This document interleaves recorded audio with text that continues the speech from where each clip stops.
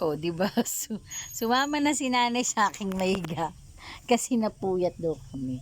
Nay, nay, nay, nay, nay. Si nanay, napuyat kami. Napuyat kami, hindi kami nakatulog dun sa...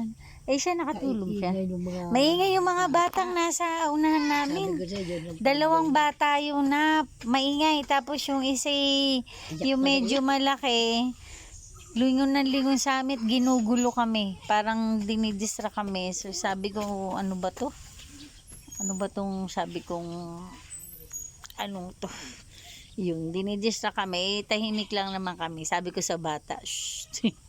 Kasi hindi makatulog si nanay. Yan lang.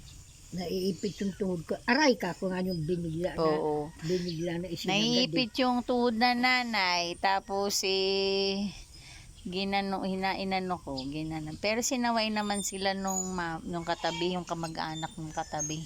Sinaway sila. Kasi nga ang gugulo nila talaga naman. Maingay. Yan lang po. Bye-bye.